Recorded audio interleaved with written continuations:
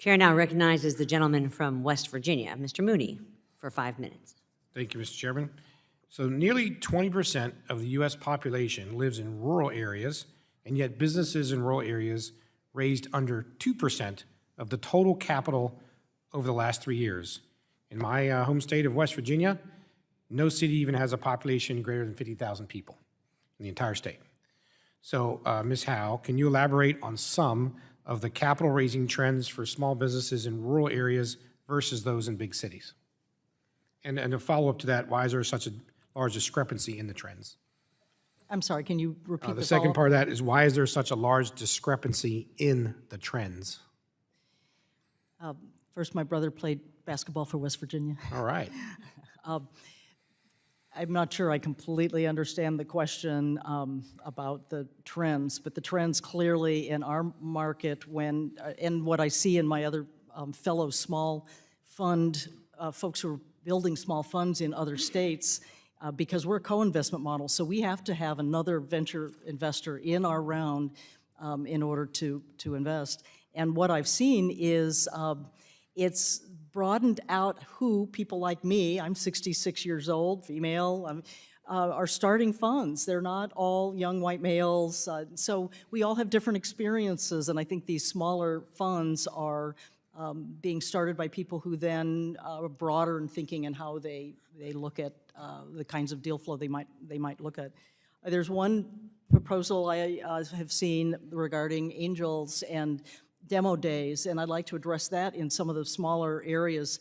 The reason why Silicon Valley became Silicon Valley is because of the network effect.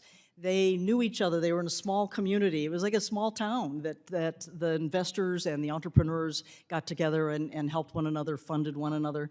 And we need that in our smaller towns. And demo days are a very important way for angel investors, curiosity seekers, people who want to help these entrepreneurs, again, who are their neighbors or their kids, their friends' kids or whomever, to help them. And so I think the basket of proposals that I see here help each in a little different way. I don't think you could prioritize them, because I think a place like West Virginia, where you have demo days, a demo day in small town where you have 2 or 3 entrepreneurs who are starting something, who just want to get a forum and get their idea out there and see if there's somebody who could help them, is critical to them getting funded and finding resources and advisors and people who will help them. Does that answer your question? Yes, thank you very much. I'm just trying to get an idea of what you think the trends are and what's happening. My next question is for Ms. Gladney. What are some of the unique challenges rural small businesses face, and what can be done to address them? Well, thank you for the question, Congressman.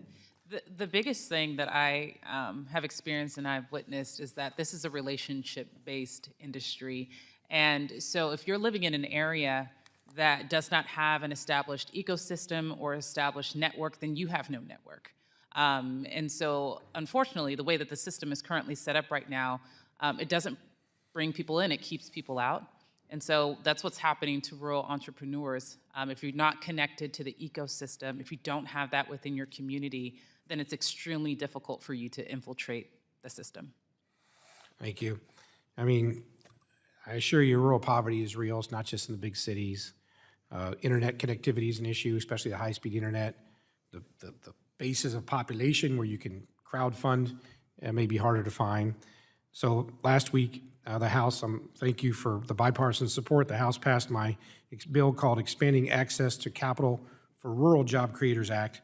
Simply requires a Securities and Exchange Commission, a small business advocate office to identify and report the challenges that rural small businesses face when trying to access our capital markets.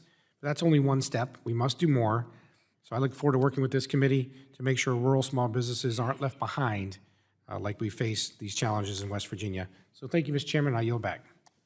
May I add to that about SSBCI? Thank you so much for SSBCI, because SSBCI coming down to the states, the state of Kansas, as an example, is using that. There's a lot of rural Kansas, right? They have 105 counties of rural everything, and they're using the SSBCI money to do all the things to find and support entrepreneurs in each county. So thank you all very much for that money.